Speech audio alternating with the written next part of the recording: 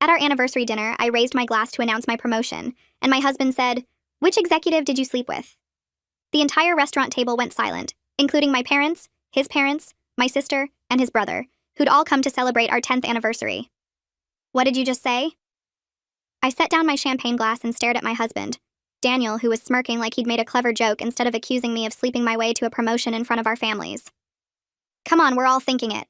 You went from senior analyst to VP in 2 years. That doesn't happen unless someone's getting special treatment." He took a sip of his wine casually. "I'm guessing it was Robert since he's getting divorced and you had all those late meetings with him." My mother gasped. "Daniel, that's a horrible thing to say." He shrugged and looked around the table. "Is it though? Let's be realistic. She's not that talented. Average college, average grades, average performance reviews until suddenly she's shooting up the ladder. Do the math." My father-in-law James shifted uncomfortably. "Son, maybe this isn't the time." But Daniel was warming up. "No, this is the perfect time. Everyone's here. They should know what kind of woman she really is." He pulled out his phone. "I've been tracking her promotions, and every single one happened after she spent significant alone time with male supervisors. First was Kevin in accounting. Remember him, honey? You worked on that audit together for 3 months, then boom, promotion." He showed a spreadsheet to the table. "Then Gregory in operations. Another 3-month project, another promotion. Now Robert, and look, she's a VP. The pattern is obvious." My sister Julia stood up. "You're disgusting. She earned those promotions." Daniel laughed. "Earned? She can barely use Excel properly. I have to help her with basic formulas. You think someone who needs help with spreadsheets becomes VP of strategic planning on merit?" He turned to his brother. "Corbin, remember when she asked us what EBITDA meant at that barbecue? This woman didn't know basic business terms, but somehow she's running a strategy." Corbin looked away, embarrassed. "That was 4 years ago, Daniel. People learn." Daniel snorted. "Not that much, not that fast, unless they're learning in hotel rooms." He pulled up another document on his phone. "Look at this." Every one of her business trips coincided with Robert's travel schedule. Miami in March, Denver in May, Chicago in July. They were always at the same conferences. You think that's a coincidence?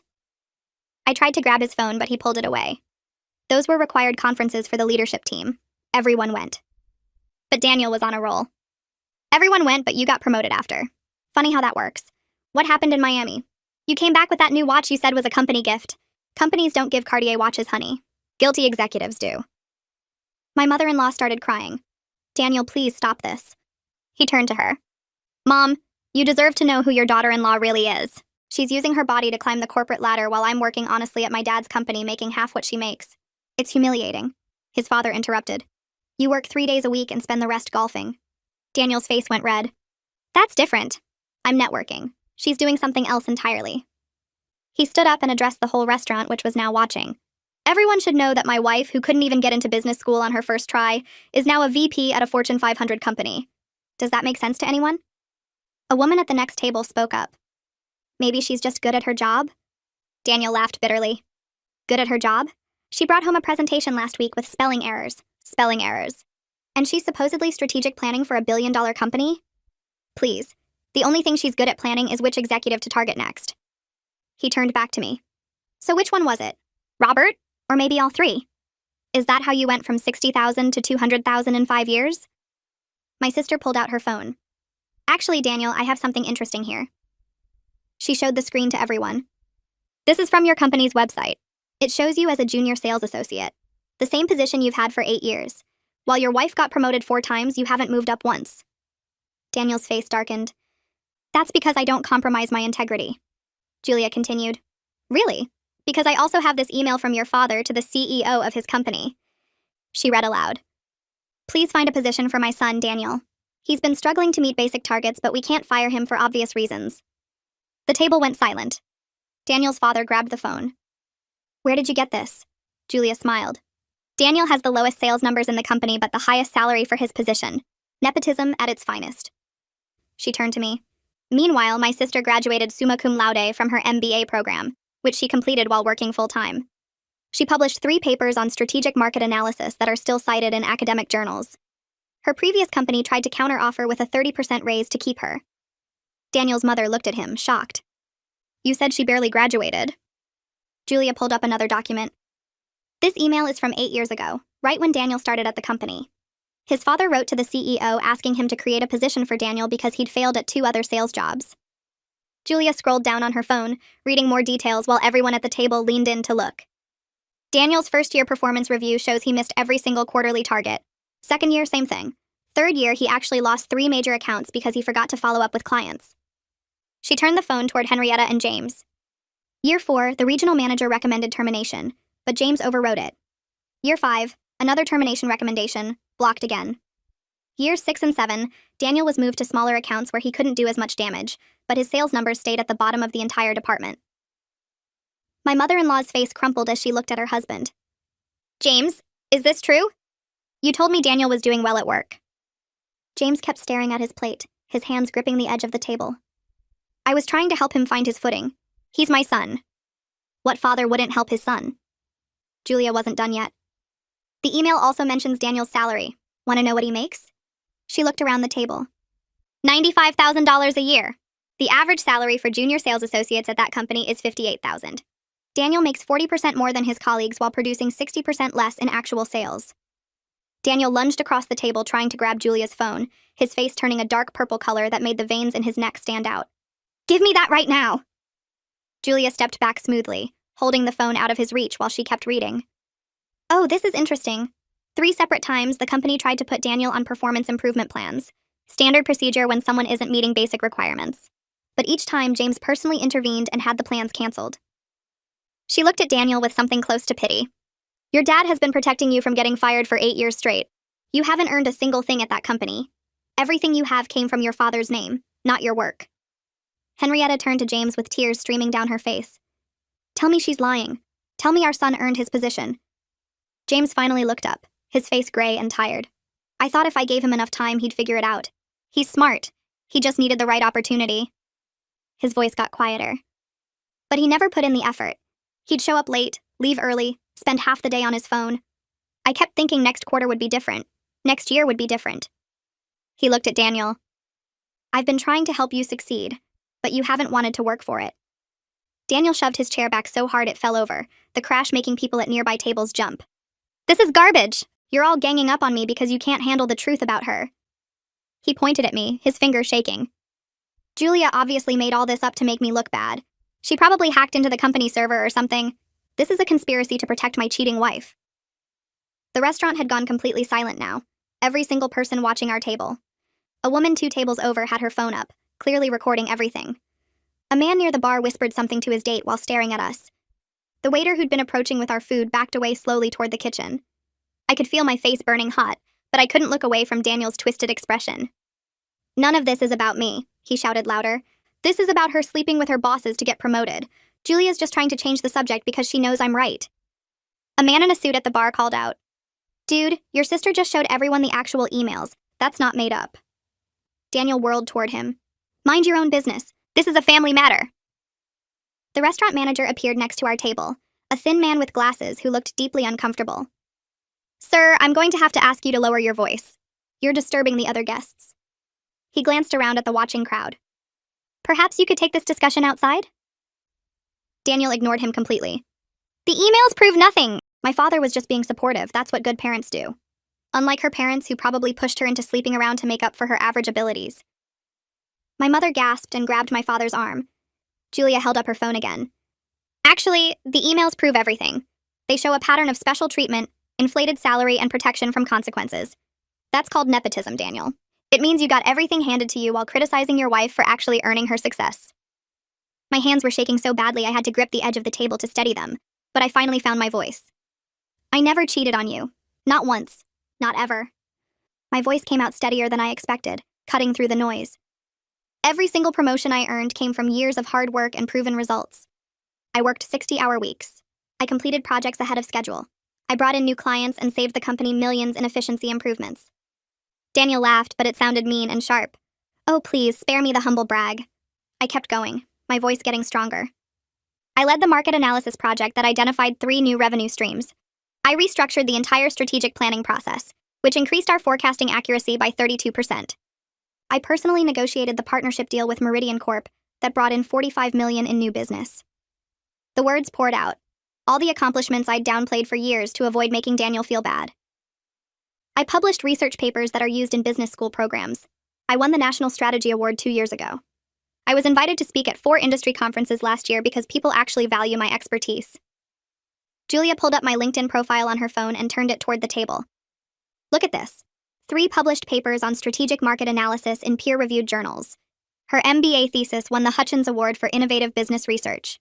It's been cited in 73 other academic papers. She scrolled down. Here are recommendations from 5 different executives. Listen to what Robert wrote, since Daniel's so obsessed with him. She read from the screen. Working with this strategist transformed our entire approach to market forecasting. Her analytical skills are unmatched, and her ability to identify emerging trends saved our division from multiple costly mistakes. She's the most talented strategic planner I've worked with in my 20-year career. Corbin spoke up quietly from the end of the table, his voice sad. Daniel, sit down. You're making this worse. He looked at his father. I've known for years that Dad was covering for you at work. Everyone in the family knew except Mom. He turned to me. I'm sorry. I should have said something a long time ago. You didn't deserve any of this. Daniel's face went even darker. You too? My own brother's turning against me? But Corbin just shook his head. I'm not against you. I just think you need to hear the truth. You've been coasting on Dad's name while resenting your wife for actually working hard. That's not fair to anyone, especially not to her. Daniel refused to sit down. Instead, he turned to face the entire restaurant, spreading his arms wide. Everyone needs to know the truth. My wife is a cheating whore who slept her way to the top of a Fortune 500 company. His voice echoed through the space. She's a liar and a fraud, and everyone's being fooled by her fake credentials. The manager's face went red. Sir, I'm asking you to leave immediately. You cannot use that language in this establishment. Several diners started booing. A woman near the window stood up. Get out! Nobody wants to hear your garbage! Another man joined in. Your wife sounds amazing, and you sound like a loser. More people started booing, some standing up and pointing toward the exit. My father Ken rose slowly from his seat, and something about the way he moved made everyone go quiet again. He's not a tall man, but right then he seemed to fill the entire space around our table. Daniel, you will never speak to my daughter that way again. His voice wasn't loud, but it carried absolute authority that I'd only heard a handful of times in my life. Not in public, not in private, not ever. Daniel actually took a step backward, his mouth opening and closing without sound. My father continued. I've watched you undermine her confidence for years. I've seen you diminish her accomplishments and make her feel small for being successful. I stayed quiet because she asked me to, because she loved you and wanted to make the marriage work. He moved closer to Daniel. But I will not stay quiet while you publicly humiliate her with baseless accusations. You owe her an apology, and you owe everyone at this table an apology. Daniel found his voice again. I don't owe anyone anything. She's the one who destroyed our marriage by sleeping around. The manager signaled to someone near the host stand. I'm calling the police if you don't leave right now. I grabbed my purse and pushed back from the table, my chair scraping against the floor loud enough to make nearby diners turn. The weight of every stare in the restaurant pressed against my back, but I kept my chin up and my eyes forward. I refused to give Daniel the satisfaction of seeing me fall apart in front of everyone. My hands shook as I slung my purse over my shoulder, but I willed my legs to move steadily toward the exit. Julia appeared at my side instantly, her hand firm on my elbow, guiding me through the maze of tables while my parents scrambled to gather their coats. Behind us, I heard Daniel's voice rising again, something about how I was running away because I knew he was right, but the manager's sharp response cut him off. The cool night air hit my face as we pushed through the restaurant doors, and I kept walking, kept my spine straight, kept my breathing measured even though my chest felt like it was caving in. I made it all the way to the parking lot before my knees buckled. My mother caught me as I collapsed against the side of Julia's car, her arms wrapping around me while 10 years of holding everything together finally shattered. The sobs came in huge, gasping waves that I couldn't control, couldn't stop, couldn't hide anymore. My mother's coat smelled like her perfume, and I buried my face in it like I was 6 years old again. Julia stood guard a few feet away, her phone pressed to her ear, her voice crisp and professional as she explained to someone that she needed an emergency appointment for her sister tomorrow morning. First thing, it couldn't wait. My father paced near the parking lot entrance, watching the restaurant doors like he expected Daniel to come after us. His jaw was clenched, so tight I could see the muscle jumping even from where I sat crumpled on the ground. Every few seconds, another sob would tear through me, and my mother would hold tighter, rocking me slightly, whispering that it was okay, that I was safe now, that everything would be okay, even though we both knew nothing was okay. My father finally stopped pacing and crouched down next to me, his hand gentle on my shoulder. He asked where I was staying tonight because I clearly couldn't go home to Daniel, his voice careful like he was talking to someone in shock. The question cut through my crying because I realized I hadn't thought that far ahead. I'd been so focused on just getting through the anniversary dinner, on announcing my promotion, on celebrating what should have been a happy milestone. The idea of going back to our house, to our bedroom, to the life I thought I had, made my stomach twist. I couldn't picture walking through that door knowing what Daniel really thought of me, knowing he'd spent years building this twisted narrative in his head while I worked late and traveled for conferences and earned every single promotion through actual merit. My mother's arms tightened around me as another wave of tears hit, and I heard myself make a sound that didn't seem human. Julia ended her call and knelt down in front of me, taking both my hands in hers. She insisted I stay at her apartment, and then she said something that made me look up through my tears.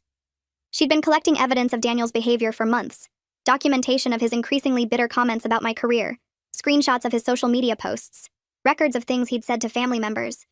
She'd suspected he might eventually do something like this based on the pattern she'd noticed. Her voice was steady and sure, and I realized my little sister had been protecting me this whole time, watching my back while I was too busy trying to save my marriage to see what was happening. She'd known before I did that Daniel wasn't just insecure, he was building toward something and she'd been preparing for it. The thought made me cry harder but also sparked something else, something that felt like relief mixed with rage. Julia squeezed my hands and told me we were going to fix this. We were going to document everything. We were going to make sure Daniel couldn't hurt me anymore. We drove to my house while Daniel was still at the restaurant, Julia's car silent except for my occasional hiccuping sobs. My parents followed in their car, my father's headlights steady in the rearview mirror like a promise that I wasn't alone. The house looked exactly the same as when I'd left it 3 hours ago to get ready for our anniversary dinner. The porch light was on, the garden looked neat, the mailbox still had our names on it like we were a normal happy couple. I used my key to unlock the front door and stepped into the entryway feeling like a stranger in my own home. Everything looked different now, tainted by what I knew about Daniel's thoughts, his tracking, his accusations. I moved quickly through the living room toward our bedroom, Julia right behind me with an empty suitcase she'd grabbed from her trunk. My mother went to the kitchen to make tea like that would somehow fix this. My father stood in the hallway, his presence solid and protective. I grabbed clothes from my dresser without really looking at what I was taking, just shoving things into the suitcase. Underwear, bras, socks, jeans, work blouses, my favorite sweater. I moved to the bathroom and swept toiletries into a bag. My toothbrush, face wash, makeup, the expensive moisturizer I'd bought with my last bonus. Everything felt mechanical, like I was watching myself from outside my body.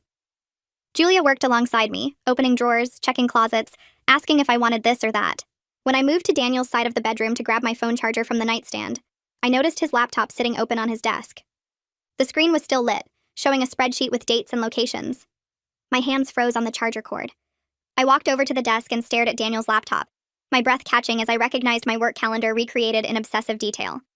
He had spreadsheets documenting every business trip I'd taken over the past 3 years, every late meeting, every conference I'd attended.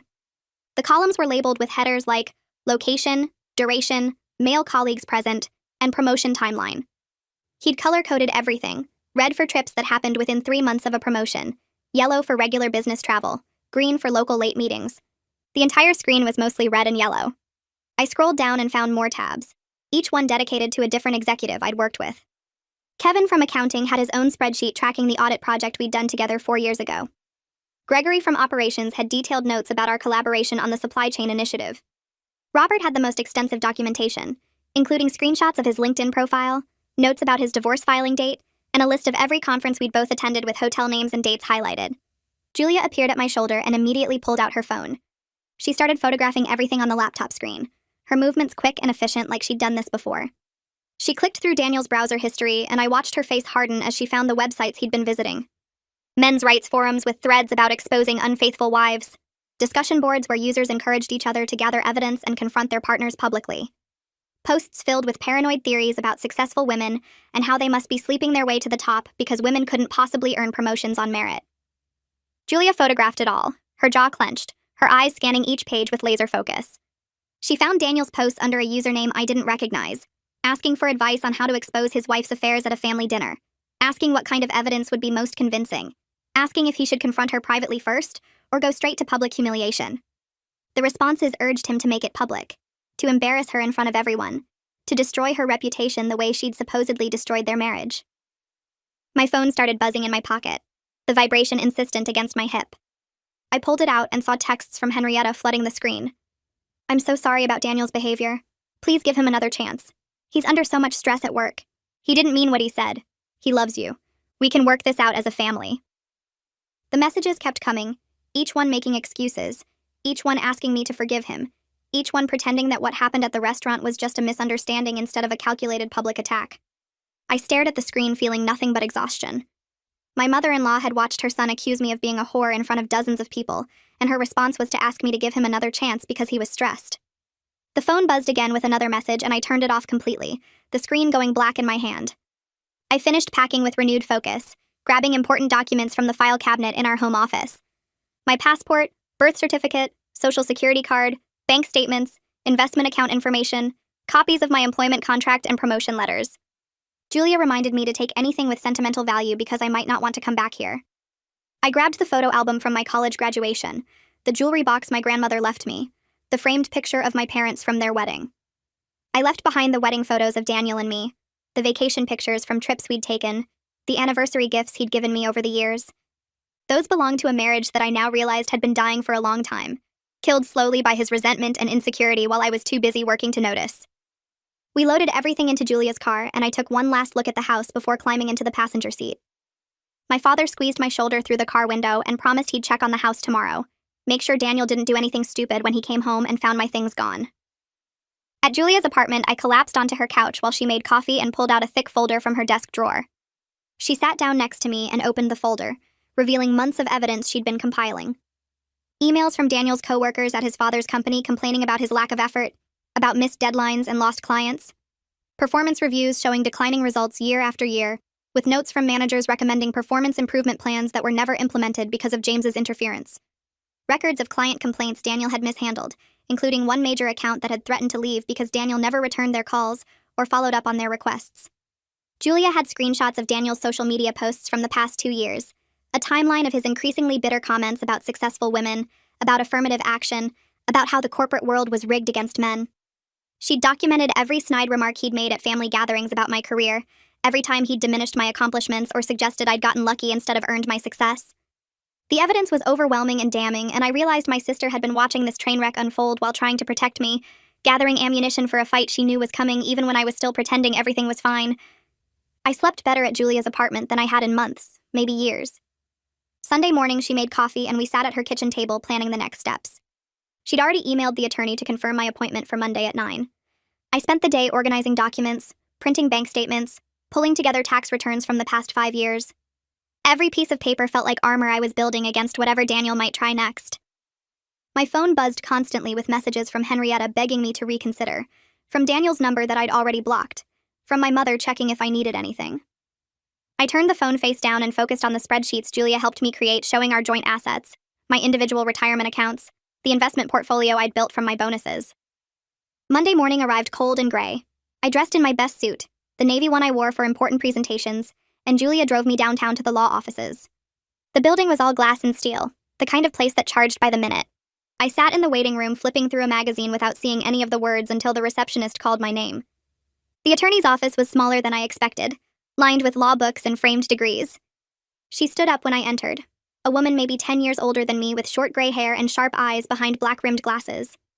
She shook my hand firmly and gestured to the leather chair across from her desk. I sat down and placed my folder of documents on my lap, suddenly aware of how fast my heart was beating. She opened a yellow legal pad and uncapped a pen. She asked me to start from the beginning, so I told her about the anniversary dinner, about Daniel's accusations in front of our families, about the spreadsheets he'd created tracking my work schedule. I showed her the photos Julia had taken of Daniel's laptop, the evidence of his forum posts, the pattern of obsessive monitoring. She took notes without interrupting, her expression neutral and professional. When I finished, she leaned back in her chair and tapped her pen against the pad. She explained that Daniel's public accusations could actually strengthen my position, especially with multiple witnesses who could testify he made false claims about my professional conduct. She asked if I wanted to pursue defamation charges alongside the divorce. The question hung in the air between us while I considered it. Part of me wanted to make Daniel pay for humiliating me, for trying to destroy my reputation with lies. But a bigger part just wanted to be free of him as quickly as possible. I shook my head and told her I just wanted a clean divorce, wanted to protect my career and move forward with my life.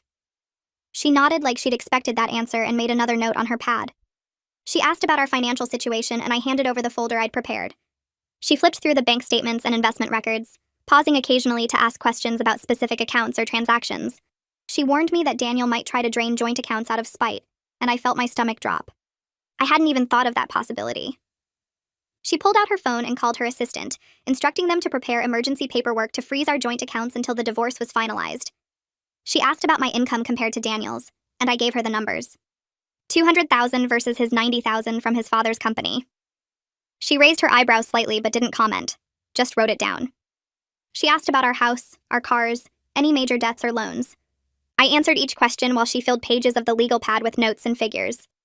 The weekend passed in a blur of paperwork and planning. Monday morning, I woke up at Julia's apartment with my stomach in knots. I got ready for work slowly, changing my outfit 3 times before settling on a simple black dress and blazer. Professional, but not trying too hard. I drove to the office dreading every minute, imagining whispers in the hallways, people staring at me in meetings. My assistant greeted me normally when I arrived, which felt like a small mercy. I'd barely set down my bag when she told me Dane wanted to see me right away. My heart sank. I walked to his office on the executive floor feeling like I might throw up, convinced Daniel's accusations had already poisoned my reputation. I knocked on his door and he called for me to enter. I stepped inside and he looked up from his computer with an expression I couldn't read. He gestured for me to sit and closed his laptop. He said Alexa from HR had contacted him over the weekend after hearing about the restaurant incident from a board member who'd been dining there. I felt my face go hot with embarrassment, but he held up a hand. He said the company wanted to offer me support and protect their investment in my career. The words took a moment to register. Support, not discipline or investigation. He explained that the executive team took reputation attacks seriously, especially false accusations about professional misconduct. He asked if I was okay and if there was anything I needed. I nodded, not trusting my voice yet. He said Alexa wanted to meet with me that afternoon if I was available. I managed to say yes and he smiled, told me to take whatever time I needed to handle my personal situation. Alexa's office was on the 3rd floor, decorated with plants and family photos that made it feel less corporate than most HR spaces. She closed the door behind me and offered coffee, which I accepted just to have something to do with my hands. She sat across from me and explained that the company had strict policies against exactly what Daniel had accused me of, and they maintained detailed documentation of all promotion decisions specifically to defend against such claims. She asked if I wanted to file a formal complaint about his defamatory statements. I hesitated, still processing that my company was protecting me instead of investigating me. She explained they took these situations seriously because false accusations could damage both the employee and the company's reputation. I asked what filing a complaint would involve, and she outlined the process, the documentation they would need, the potential outcomes. I pulled out my phone and showed her the evidence I'd already gathered. My complete employment history, performance reviews dating back 5 years, project outcomes with measurable results, business case analyses I'd written that led to each promotion. She transferred the files to her computer and opened them one by one, nodding as she read. She pulled up my personnel file and showed me page after page of documentation. Every promotion decision had been reviewed by multiple executives, justified with specific performance metrics, approved by committees. My file was spotless. She pointed out notes from various managers praising my strategic thinking, my analytical skills, my leadership during complex projects. She showed me the scoring rubrics used to evaluate candidates for advancement, where I'd consistently ranked at the top. Every piece of evidence contradicted Daniel's narrative completely. I left work feeling lighter than I had since the anniversary dinner. Julia ordered pizza for dinner and we ate it straight from the box while watching mindless television. Around 8 o'clock, someone knocked on the apartment door. Julia looked through the peephole and her expression hardened. She told me it was Daniel. My heart started racing and I moved away from the door. He knocked again, louder this time, and called my name through the door. Julia called out that I wasn't interested in talking and he needed to leave. He raised his voice, saying he just wanted 5 minutes to explain. Julia pulled out her phone and told him she was calling the police if he didn't leave immediately. He started yelling that I'd turned his whole family against him, that his father was threatening to fire him because of the embarrassment I'd caused. Julia dialed and put the phone on speaker. The dispatcher answered and she gave the address, said her sister's estranged husband was harassing them and refusing to leave. Daniel must have heard because the knocking stopped. I heard his footsteps retreating down the hallway, and then silence. Julia called the police, and I heard Daniel's footsteps fade down the hallway. After the dispatcher confirmed officers were on their way, we waited in silence until they knocked 20 minutes later. 2 officers took our statement about the harassment and documented everything, including the threatening texts Daniel had been sending since the anniversary dinner. They said they'd file a report and warned that if he returned, we should call immediately. I barely slept that night, jumping at every small noise from the hallway. The next morning, I contacted Rachel and told her about Daniel showing up at Julia's apartment. She asked me to forward all the threatening messages and said we needed to start building a case for a restraining order if this behavior continued. She also mentioned the divorce papers would be ready by Friday and asked where we should serve them. I suggested his office since he worked at his father's company, and there would be witnesses. Rachel agreed and said she'd arrange for a process server to deliver them during business hours when James would likely be present. My mother called around noon to check on me. She sounded worried and said Henrietta had been calling her repeatedly trying to arrange some kind of meeting between Daniel and me. My mother told her absolutely not, and that Daniel needed serious professional help for his paranoid behavior. She said Henrietta kept making excuses about stress and pressure, but my mother shut that down immediately. She told Henrietta that Daniel's public accusations were unforgivable, and that no amount of stress justified what he did at the restaurant.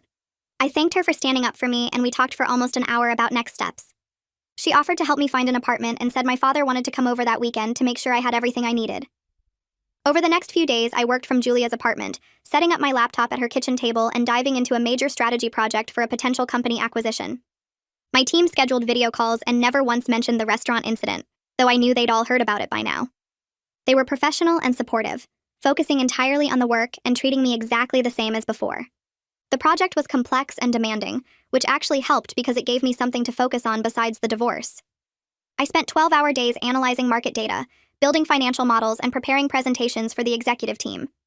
Dane sent me an encouraging email midweek saying my preliminary analysis was excellent and that the CEO was impressed with my initial findings. Friday afternoon, Rachel called to say the divorce papers had been served. The process server found Daniel at his office and handed him the documents while James was standing right there in the lobby. She said Daniel's face went white when he saw what they were, and that James took him into a private office immediately after. About 2 hours later, James called me directly. His voice was quiet, and he apologized for his son's behavior at the restaurant and everything that followed. He said he'd been enabling Daniel for too long and that the public accusations were inexcusable. He promised he wouldn't interfere with fair asset division, and said he'd already spoken to his own lawyer about staying neutral during the divorce proceedings. I thanked him for calling and told him I appreciated his honesty. He sighed and said he hoped Daniel would get help, but that he couldn't protect him from the consequences of his actions anymore. Daniel's response came Monday morning in the form of a legal counterclaim that Rachel forwarded to me. His lawyer had filed allegations of adultery and was demanding I forfeit my share of marital assets as the guilty party in the marriage breakdown. The document listed all the same accusations Daniel had made at the restaurant, citing my business trips and late meetings as evidence of affairs with multiple executives. Rachel called me after I'd had time to read through it, and she was actually laughing. She said Daniel's lawyer was either completely incompetent or hadn't listened to a word Daniel told him, because accusations like this required actual proof. She explained that Daniel had zero evidence because nothing had happened, and that filing baseless adultery claims could actually backfire on him during settlement negotiations. I gathered everything Rachel requested for our response. My work phone records showing every call I'd made and received for the past 3 years. Complete company email logs that IT pulled for me showing all my correspondence with colleagues, including the executives Daniel accused me of sleeping with. Security badge data from our office building that tracked exactly when I entered and left work each day, proving I was never at hotels or secret meetings during the times Daniel claimed. Every single piece of documentation contradicted his timeline and his accusations. Rachel reviewed everything and said it was perfect, that we could prove my actual whereabouts for every instance Daniel cited in his counterclaim. She was already drafting a response that would demolish his adultery allegations with hard data. While dealing with the legal battle, Julia helped me apartment hunt during evenings and weekends. We looked at 6 different places before finding a beautiful 1-bedroom in a building with excellent security features. The apartment had a doorman, security cameras in all common areas, and required key card access to get past the lobby. The rent was higher than I'd planned, but I could afford it with my salary, and I needed the peace of mind. I signed the lease that same day and arranged to move in 2 weeks later. Julia came with me to buy basic furniture, and we spent a Saturday picking out a couch, bed frame, and kitchen table. It felt good to choose things that were completely mine, not shared with Daniel, or compromised to match his preferences. The following weekend, I went to the house I'd shared with Daniel to start packing my belongings. I brought Julia and my father with me for support, and in case Daniel tried anything. When we arrived, Daniel was standing in the driveway with his arms crossed. He said I wasn't taking anything because everything in the house belonged to him. My father told him to move aside, but Daniel blocked the front door. I pulled out my phone to call Rachel, and she conference called Daniel's lawyer right there on the spot. Within 15 minutes, she had a judge on the line who issued a temporary order allowing me to retrieve my personal property and half of all jointly purchased items. She emailed the order to Daniel's lawyer, who had to read it out loud to Daniel while we all stood there waiting. Daniel's face turned red, but he moved away from the door. We went inside, and I started in the bedroom, packing my clothes, jewelry, and personal items into boxes. Daniel followed me from room to room, making snide comments about how I was stealing from him. My father finally told him to either leave the house or shut up, and Daniel retreated to the garage. Julia helped me sort through the living room, and we divided furniture based on who had paid for what. I took the bookshelf I'd bought before we got married, the desk I used for work, and several pieces of art I'd inherited from my grandmother. Daniel came back inside when we started loading my father's truck and tried to grab a lamp I was carrying. My father stepped between us and told Daniel that if he touched me or my property again, he'd call the police. Daniel backed off but stood there glaring while we made 3 trips to load everything. By the time we finished, I felt exhausted, but relieved to have my things out of that house. My father arrived with a rental truck the next morning and Corbin showed up right behind him. Daniel stood in the driveway with his arms crossed and a mean look on his face, but he didn't try to stop us this time. We worked quickly, loading boxes and furniture into the truck while Daniel watched from the garage doorway. Corbin carried the heavy stuff without being asked and kept shooting guilty looks at his brother. After we loaded the 3rd box, Corbin pulled me aside near the truck.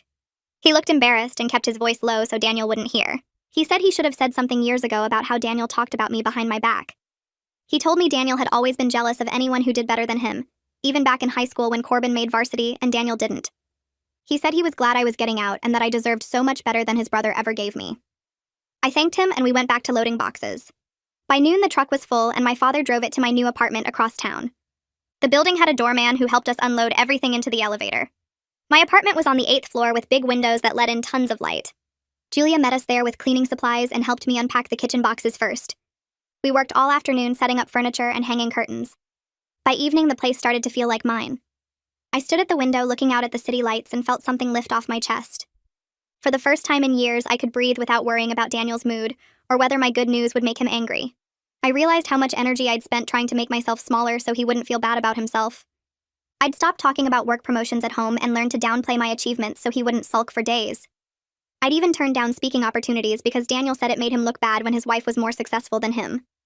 Now I had my own space where I could be proud of what I'd accomplished without apologizing for it. Monday morning, Dane sent me a message asking if I was free for lunch. We met at a restaurant near the office and he ordered us both the special without asking what I wanted, which normally would annoy me, but somehow felt comfortable with him. He told me the executive team wanted to offer me a new project, leading strategic planning for a major acquisition the company was considering. The target company had operations in 6 states, and the deal was worth over $300 million. He said my analysis work on the last 2 acquisitions had been outstanding, and everyone agreed I was the right person to lead this one.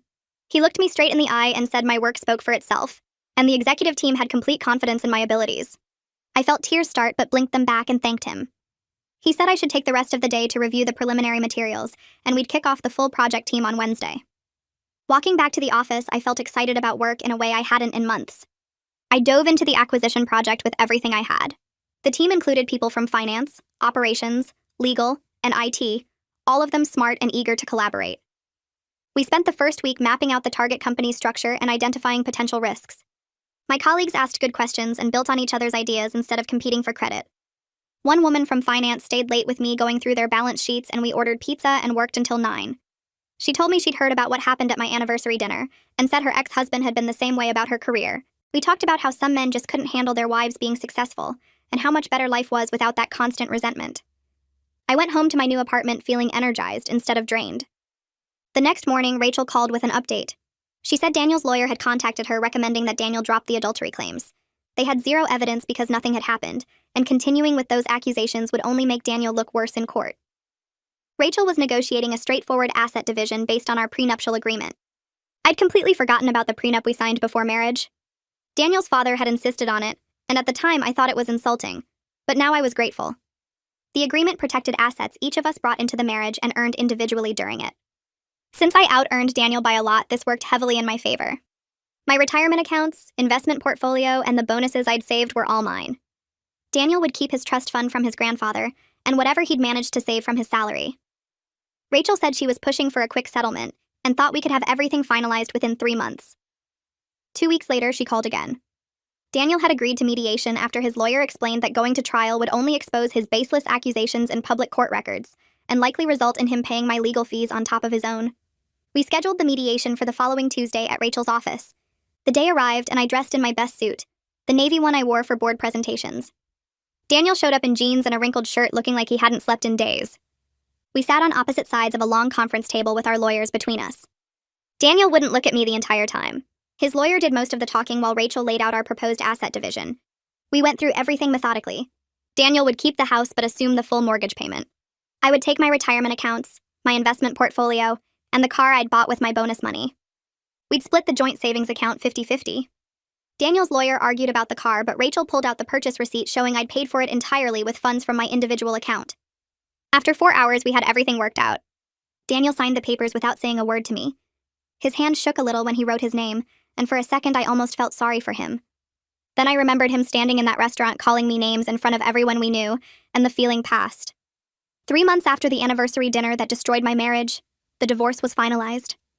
The judge signed the papers on a Thursday morning, and Rachel messaged me a photo of the final decree. I was in a project meeting when I got it and had to excuse myself to the bathroom. I looked at myself in the mirror and felt relief wash over me like cool water. I was free. Free to focus on my career without someone resenting every achievement. Free to be proud of my work without downplaying it. Free to build a life without Daniel's constant bitterness weighing me down. I went back to the meeting and jumped into the discussion about market projections with renewed energy. My career was mine again, and I was ready to see how far I could go. The acquisition project launched 3 months after the divorce was final. I stood in the main conference room watching my team present our findings to the board of directors. We'd spent 9 months analyzing market data, running financial models, and building relationships with the target company's leadership. The CEO sat at the head of the table taking notes while we walked through each slide.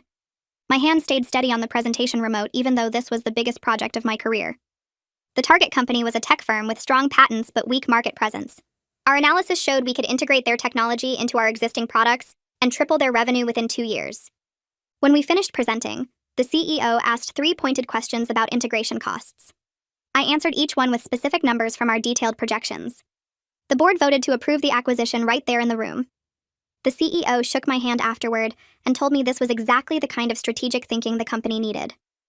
2 weeks later, at the quarterly all-hands meeting, he called me up to the stage in front of 800 employees. He thanked me by name for leading the acquisition project and announced that the deal had already started generating new client interest. My bonus hit my bank account the next day. It was more money than Daniel made in a year at his father's company. Julia picked me up that Friday afternoon in her car packed with overnight bags. We drove north toward Napa Valley with the windows down and music playing. She'd booked us a weekend at a bed and breakfast surrounded by vineyards. We stopped at the first winery an hour before sunset and sat on their patio overlooking rows of grapevines. Julia raised her glass of Chardonnay and clinked it against mine. The divorce papers had been signed for 6 weeks now. I owned my own apartment, had my own bank accounts, and answered to nobody about my schedule or my success. Julia started laughing first. She reminded me how Daniel's accusations at that anniversary dinner had backfired so completely. His paranoid spreadsheets and tracked calendar became evidence of his obsessive behavior instead of proof of my wrongdoing. All his claims about my incompetence got documented and disproven by HR. His public meltdown got witnessed by dozens of people who could testify to his instability. I laughed too, realizing that Daniel's attempt to destroy my reputation had actually forced me to document my achievements more thoroughly than I ever would have otherwise. Every promotion now had a paper trail showing exactly why I earned it. Every project had measurable results proving my contributions. Every accusation had been investigated and cleared. Julia ordered another bottle of wine, and we spent the evening talking about everything except Daniel. We made plans to visit Italy next spring. We talked about her dating life and her plans to apply for a promotion at her own company. The sunset turned the vineyard gold and then purple. For the first time in years, I felt completely relaxed. I started dating 2 months after the divorce was final. A friend from work introduced me to someone she knew from business school. We met for coffee on a Saturday morning and talked for 3 hours. He worked in venture capital and traveled constantly for his job.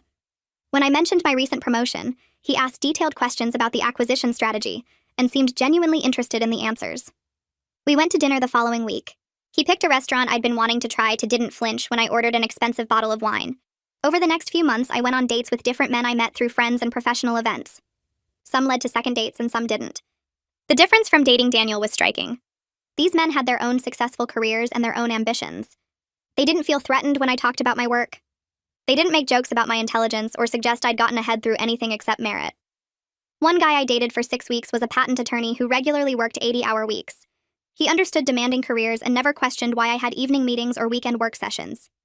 Another man I saw for a while ran his own consulting firm and actually asked for my advice on a market analysis project he was struggling with. Dating felt easy and fun instead of like walking through a minefield of Daniel's insecurities. My phone buzzed one Tuesday morning with a text from a number I didn't recognize. The message said it was Henrietta and asked if we could talk. I stared at the screen for a full minute before responding. She called 5 minutes later. Her voice sounded tired and older than I remembered. She apologized for what happened at the anniversary dinner and for the months afterward when she'd tried to defend Daniel's behavior. She admitted that she and James had been enabling their son for years, always making excuses for his failures and blaming other people for his problems. They'd finally accepted that Daniel needed professional help. James had given Daniel an ultimatum at work. Either start attending therapy twice a week and show real improvement, or lose his position at the company. Daniel had chosen therapy after his father made it clear the decision was final. Henrietta said the therapist had helped them see how their constant protection had prevented Daniel from developing any resilience or self-awareness. She wasn't making excuses for what he'd done to me. She just wanted me to know that they were trying to help him become a better person, even if it was years too late. I thanked her for calling and told her I appreciated the apology. We agreed to meet for coffee the following week. The coffee shop Henrietta suggested was halfway between our neighborhoods. I arrived first and ordered a latte, then sat at a corner table watching the door.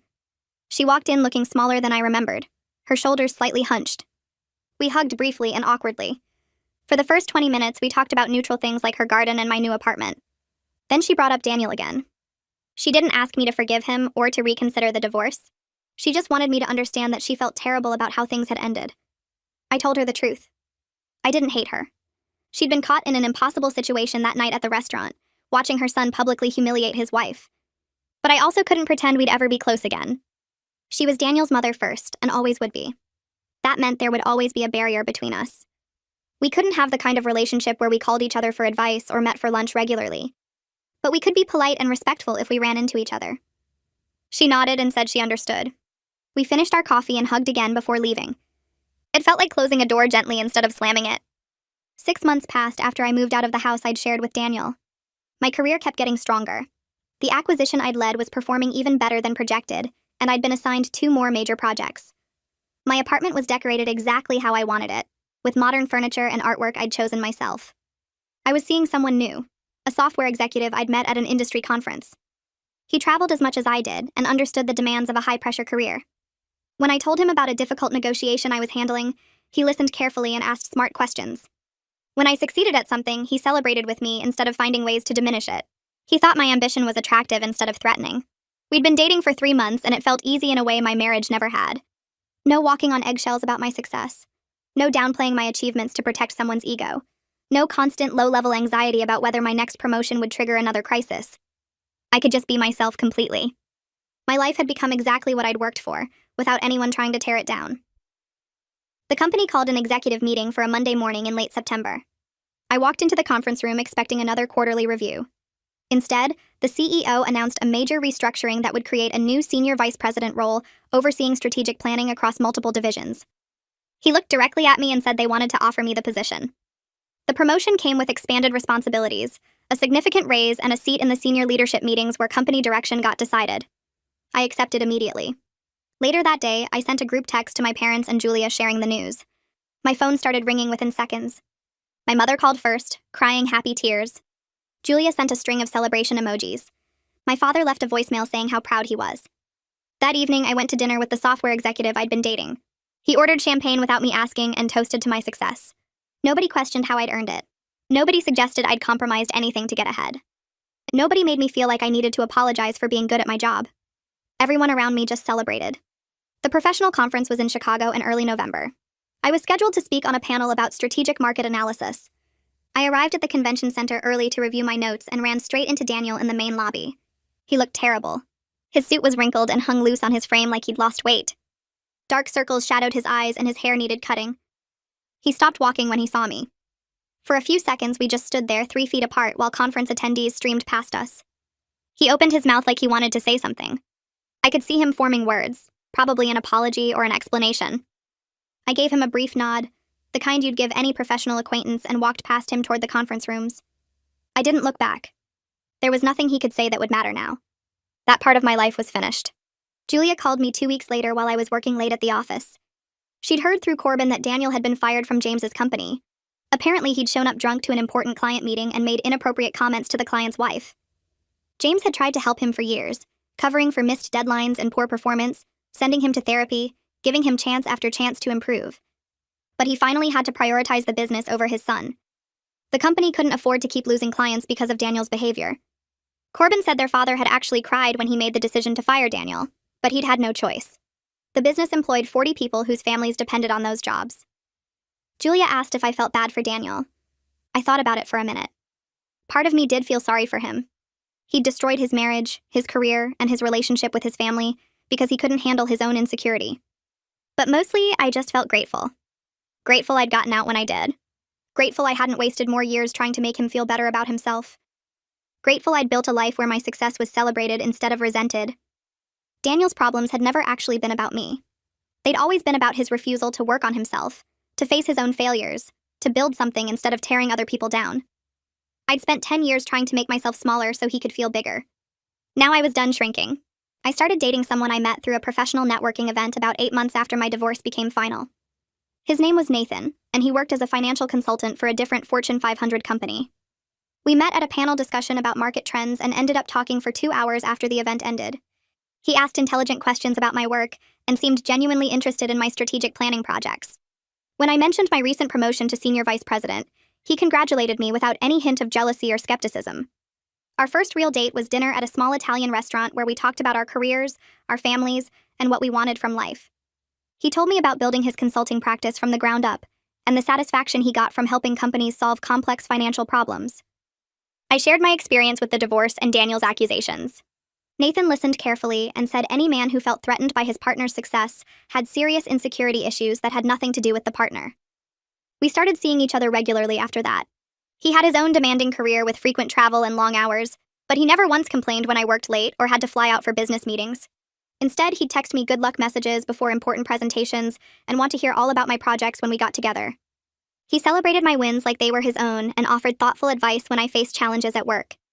We were equals in every possible way. Both ambitious, both driven, both respectful of each other's professional commitments. The difference between being with Nathan and being with Daniel was like night and day. With Daniel, I'd always felt like I needed to downplay my achievements to protect his ego. With Nathan, I could be completely myself without apology. About a year after the divorce finalized, I received an email from the organizers of a major industry conference asking if I'd be interested in speaking on a panel about women in leadership. They'd heard about my career trajectory and thought my perspective would be valuable for other women facing similar challenges in male-dominated industries. I agreed immediately. The conference was held at a huge convention center downtown, with thousands of attendees from companies across the country. My panel was scheduled for the second day in one of the larger ballroom spaces. I sat with 3 other female executives as we discussed our experiences climbing corporate ladders, facing discrimination, and dealing with colleagues who questioned our qualifications. When it was my turn to speak, I decided to share the story about Daniel's public accusations at our anniversary dinner. I explained how my own husband had accused me of sleeping my way to the top in front of both our families and a restaurant full of strangers. I described the humiliation of having my professional accomplishments reduced to sexual favors, and the pain of realizing the person who should have been my biggest supporter was actually my harshest critic. Then I talked about how I'd fought back with evidence, documentation, and the truth. I shared how my sister had prepared proof of my actual achievements and exposed Daniel's nepotism and poor performance. I explained the divorce process and how I'd emerged stronger and more confident than ever before. The response was overwhelming. The audience gave me a standing ovation that lasted almost a minute. After the panel ended, women lined up to talk to me. Some were crying as they shared their own stories about partners who resented their success or undermined their confidence. One woman told me her husband had sabotaged a major presentation by hiding her notes the night before. Another described how her boyfriend constantly made jokes about her being the breadwinner until she finally left him. A younger woman in her 20s said her fiancé had just called off their wedding because she'd gotten promoted to manager, and he felt emasculated working for someone who reported to her department. I listened to each story and realized my experience wasn't unique at all. So many talented, accomplished women were dealing with insecure partners who saw their success as a threat instead of something to celebrate. I exchanged contact information with several of them and promised to stay in touch. The conference organizers asked if I'd be willing to speak at future events, and maybe even develop a workshop specifically focused on recognizing and addressing toxic relationship patterns that hold women back professionally. Now, sitting in my apartment on a quiet Sunday morning with Nathan making breakfast in the kitchen, I felt genuinely happy in ways I never experienced with Daniel. My career kept growing with new opportunities and challenges that excited me. My relationships were healthy and supportive with people who wanted me to succeed. I'd learned that my success was something to celebrate loudly, not apologize for quietly. Life had turned out better than I ever imagined it could be during those dark days right after the anniversary dinner when my marriage imploded so publicly.